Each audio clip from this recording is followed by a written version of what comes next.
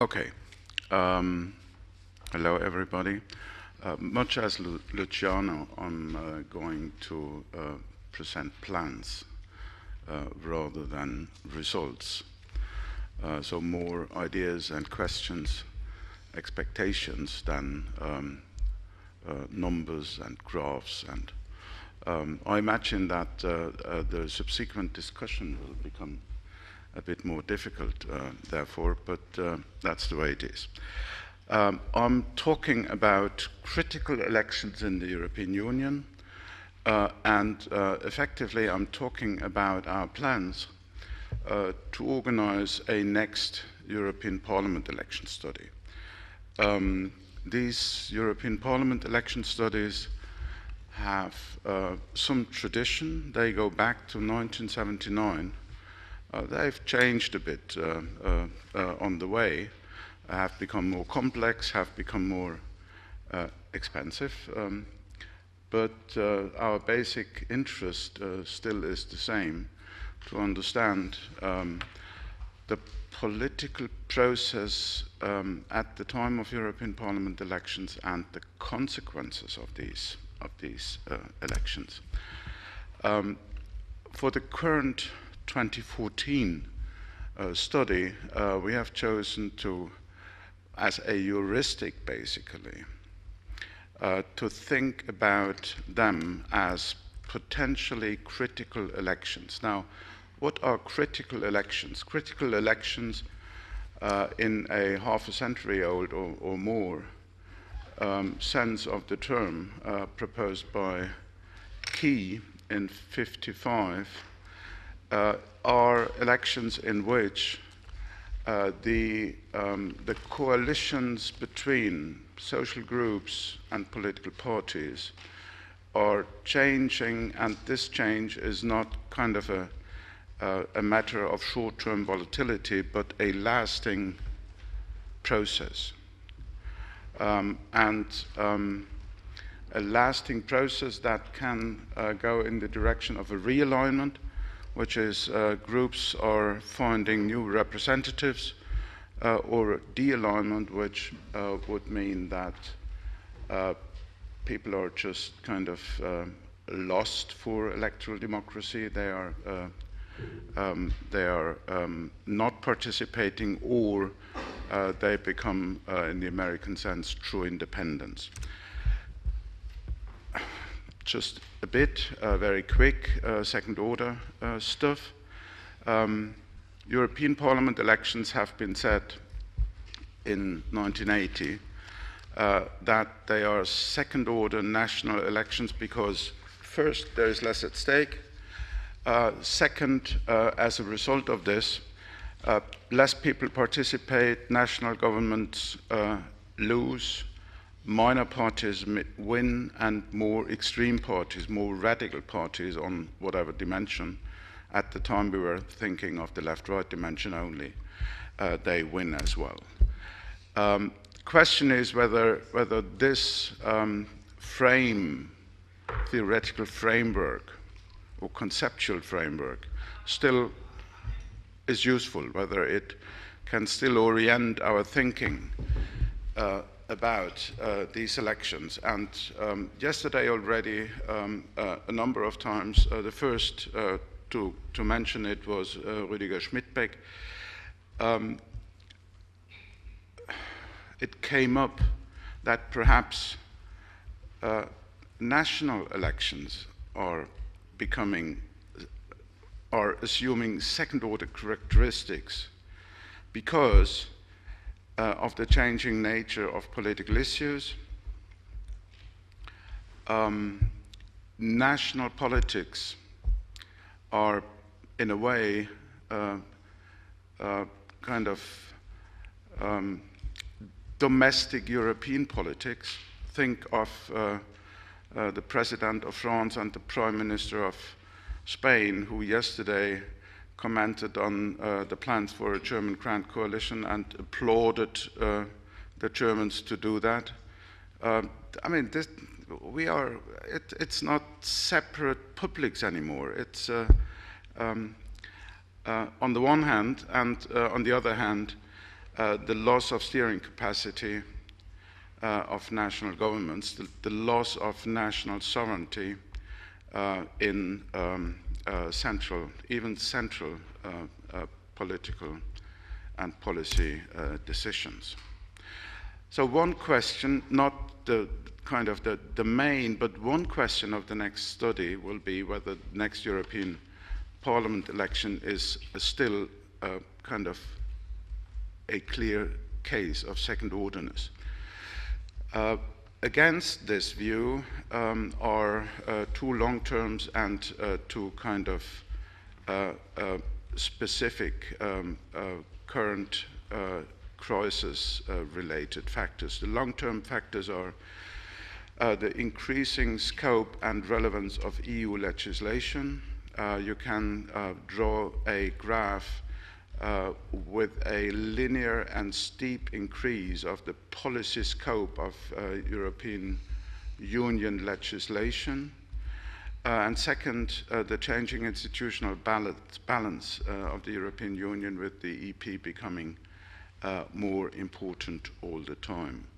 The short-term factors are two as well. We think that the current crisis, due to the increased saliency of EU issues, will increase participation, and the current crisis, because of the same reason, will probably render EU issue considerations in a broad sense more consequential for party choice of those who participate. Here are the basic research questions. I think I've already talked about them. This is the study design. As I said, the European election study in recent years has become a more complex thing. So it's not just a voter survey.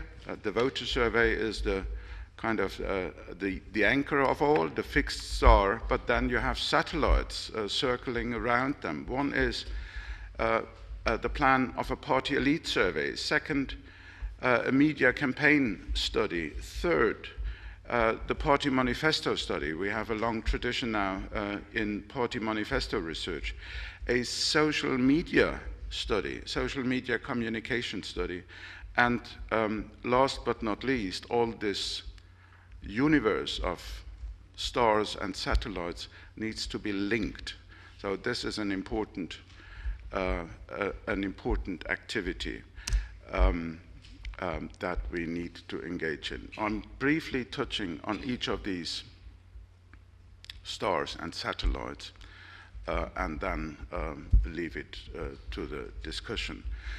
There are two kinds of voter surveys, and for a change, we try to engage in both. One is the traditional big post-election representative face-to-face survey in each of the member countries. They are very, very expensive and hard to realize. We think we have a plan now and enough money already dedicated to it to do it.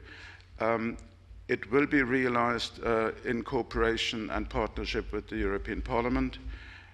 Funding is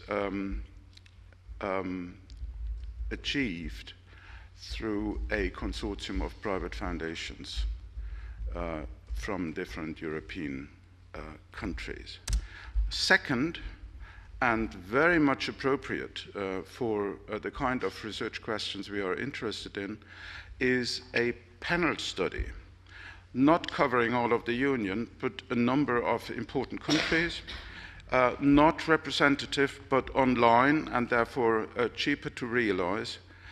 What we aim at doing there is have one wave after the European Parliament election, where we identify whether people participated and what party they were supporting and what their attitudes about European and national politics are. And then we are going to have a second survey after the following national first order election, where we are trying to find out whether people have changed their mind, whether their original switch in European Parliament elections perhaps has kind of stabilized and they are, or whether they are swinging back, what is going to happen there. So this is one new element in the history of European Parliament election studies, and we are very much looking forward to do that. Party elite surveys. Party elite surveys are again on our agenda. They are equally hard to realize, mostly because party elites have different things to do than fill in those questionnaires that are coming from academia. And so participation is low, and it is just very cumbersome to do it.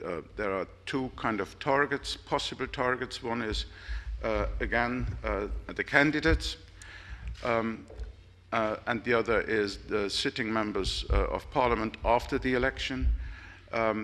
These studies are very important, essential, indispensable for anything that has to do with electoral mobilization and political representation in European Union politics. And this is one of the plans that we still need to find money for, if I'm not wrongly informed. I have 2 more slides and then I'm done, okay? Media campaign study, again,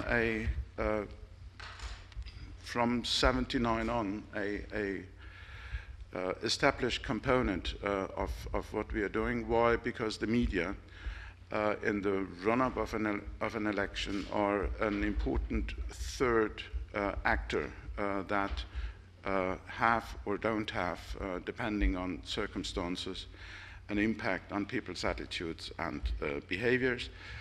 For the time being, we probably cannot cover, for the next study, we probably cannot cover all of the Union, but 5 countries only, and we probably cannot cover both print and TV media, but restrict ourselves to the print study. But let me just jump one further. But there will be another communication study, a social media communication study, which we hope to realize in cooperation with